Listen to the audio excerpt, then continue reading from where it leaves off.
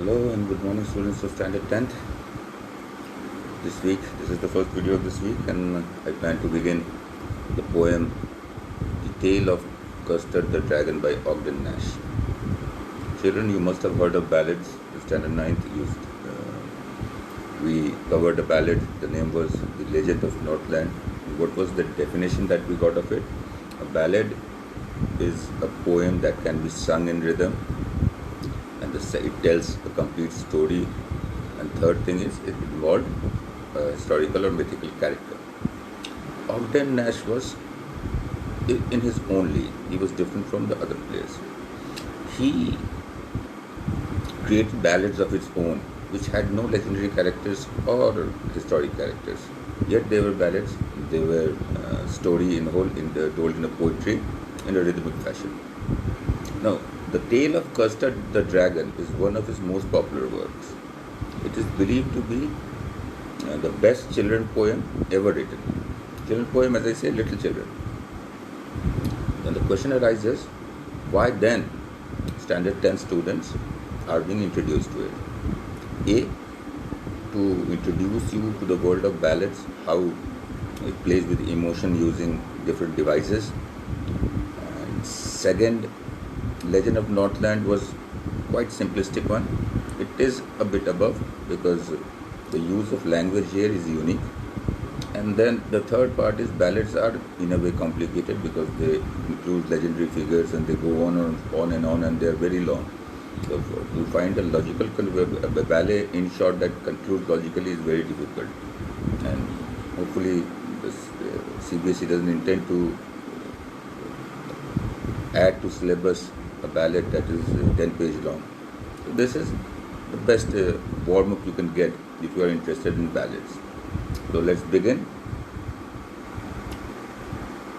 This is your Mr. Ogden Nash. I'm an American poet, and a little about him is Frederick Ogden Nash was an American poet well known for his light verse, of which he wrote over 500 pieces. With his unconventional rhyming schemes, he was declared the country's best known producer of humorous poetry. He used rhyming schemes and devices to produce humor. He was born on 19 August 1902 in New York. Well, he died on 19th May 1971 at Maryland. Let's start with the first stanza. Belinda lived in a little white house with a little black kitten and a little grey mouse and a little yellow dog and a little red wagon and a truly little pet dragon. The poet says that once there was a little girl named Belinda. She lived in a little white house. She lived with some creatures who were her pets. They were a black kitten, a grey mouse, a yellow dog, a little red wagon, and a creature that the poet says was really and truly a dragon. Let's move on to the devices that has been used. The rhyming scheme is AABB, house, mouse, wagon, dragon. Repetition. As you see, the word little has been repeated most often. Little black kitten, little grey mouse, little yellow dog, little red wagon. So, little white house. So, little has been repeated most often, probably in every verse of this first stanza. Hence, little is an example of repetition. Now, oxymoron.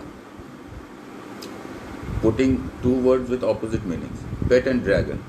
Dragon can't be pet, and if it's a pet, it can't be dragon. So, it's an oxymoron in itself. Dragon are mythical creatures, but supposed to be ferocious. They can't be pet. The anaphora, repeated use of the word at the start of two consecutive lines.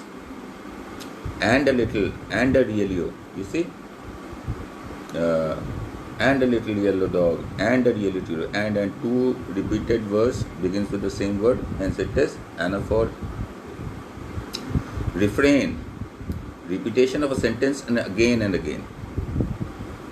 So you will find in this poetry, and a really, truly, little pet dragon would be repeated most often as we go on to from one verse to another. for one stanza to another. This would be repeated. That's an example of refrain.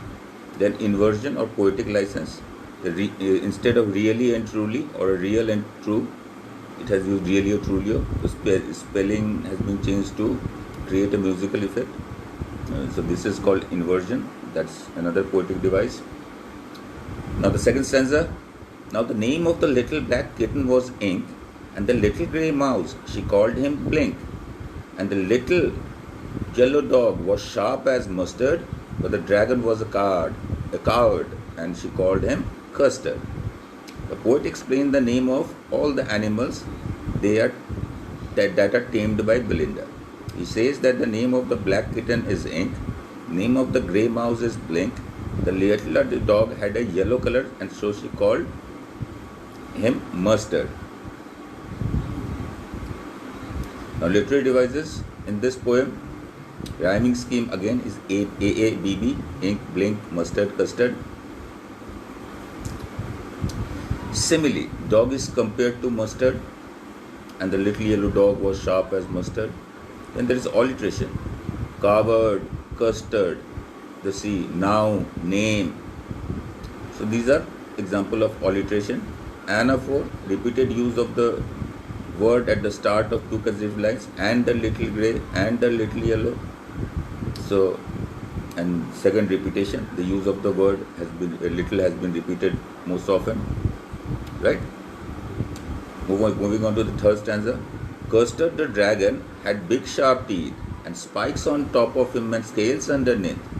Mouth like a fireplace, chimney for a nose, and a realio, trulio, daggers on his toes. The poet described the dragon that it had big sharp teeth and spikes on top. That means that its skin was pointed on the top, like pins, hooks coming out of from his on the top of his skin.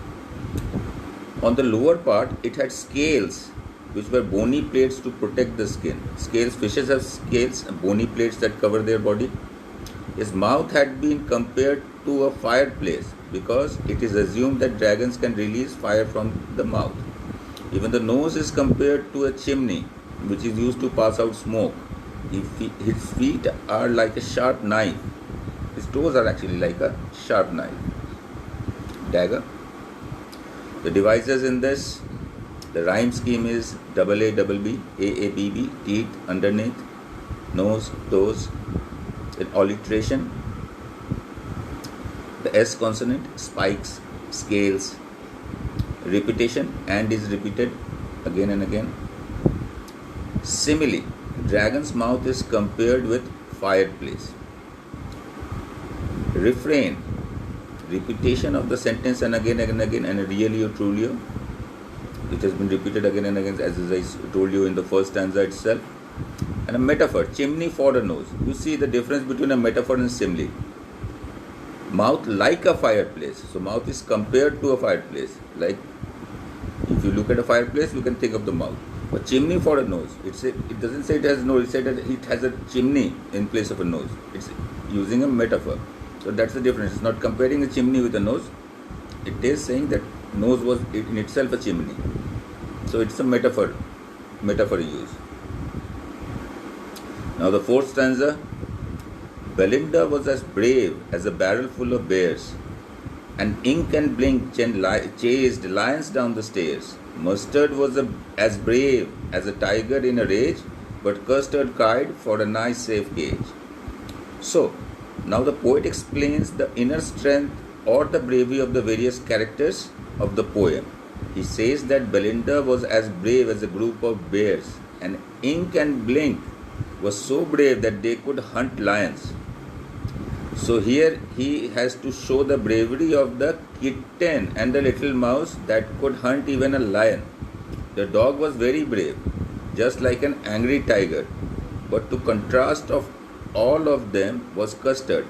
Custard the dragon was not brave. He was so afraid of everything that he always demanded for a safe cage. Now literary devices in this rhyming scheme again the same. Alliteration, Belinda was as brave as a barrel full of bears. So brave, barrel, bears, these are all begin with B. So it's alliteration. Simile, as brave is compared to a barrel full of bears. As brave as a tiger in a rage. So these are example of similes in this poem. So this will be all for this week. For the first video. We'll meet again in the second video. Till then, all of you take proper care and be good.